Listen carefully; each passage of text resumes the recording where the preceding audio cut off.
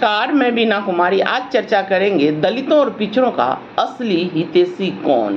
बिहार में तो जातिगत जनगणना हो चुका है, जिसकी जितनी आबादी उसकी उतनी हिस्सेदारी। क्या बिहार के दलितों और पिछड़ों को मिल चुका है, या यह आरक्षण का बिल भी कोर्ट का चक्कर लगा रहा है। बिहार सरकार ने जातिगत जनगणना करवाने के बाद सरकारी नौकरी और महाविद्यालयों में नामांकन के आरक्षण की सीमा को बढ़ाया था। पिछड़ों एवं दलितों के लिए 65% तक का आरक्षण का प्रावधान किया गया था, जिसे पटना उच्च न्यायालय ने असंवैधानिक करार देते हुए रद्द कर दिया था।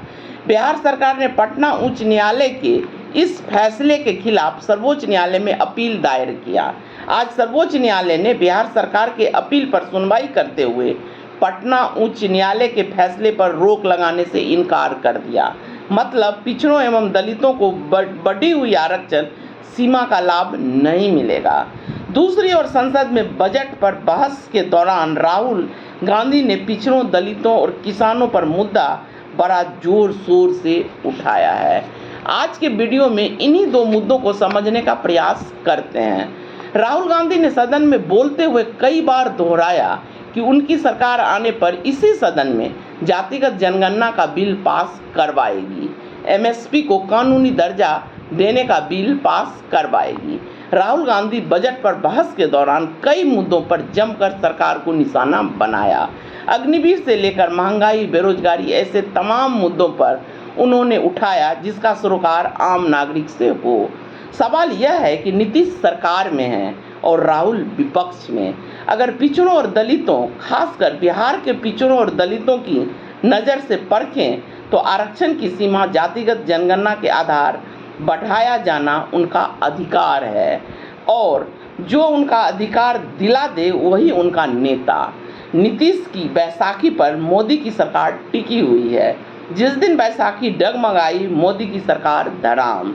तो अति पिछड़ों की राजनीति का दंभ भरने वाले नीतीश आखिर कर क्या रहे हैं। आज नीतीश इतने ताकतवर हैं कि आरक्षण के संशोधन को संविधान की 9वीं अनुसूची में डलवा सकते हैं। केंद्र की सरकार नीतीश के इस मांग को इनकार करने की ताकत नहीं रखती है। जैसे ही आरक्षण संशोधन का विषय संविधान की 9वीं अनुसूची में जाएगा, राज्य का उस विषय पर लिया गया फैसला न्यायिक समीक्षा से परे हो जाएगा। कोई भी अदालत सरकार के फैसले पर हस्तक्षेप नहीं कर पाएगी।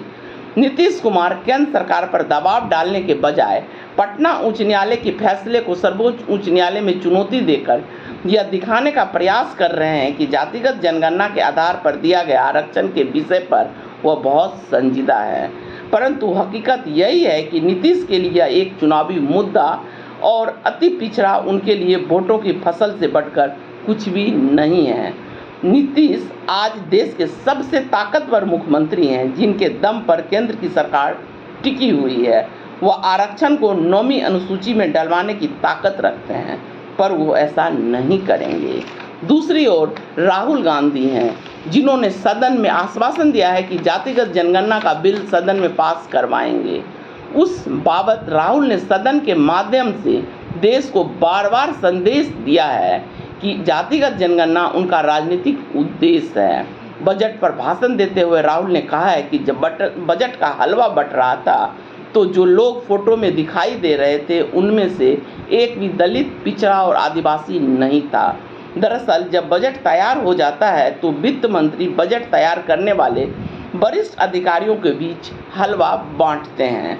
राहुल का हलवा बांटने की रस्म की चर्चा करना उच्च पदों पर समाज के वंचित समुदाय का नहीं होने की ओर इशारा करता है।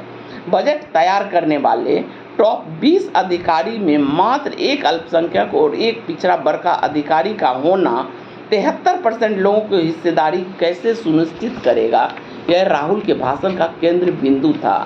एक तरफ राहुल गांधी हैं जो गली चौराहे और सदन में हर जगह जातिगत जनगणना की बात करते हैं, दूसरी तरफ नीतीश कुमार हैं जो सत्ता की मलाई अति पिछड़ों की वोट के दम पर खा रहे हैं, पर अति पिछड़ों के लिए केंद्र पर दबाव बनाने से घबरा रहे हैं, कानूनी लड़ाई का नाटक कर रहे हैं।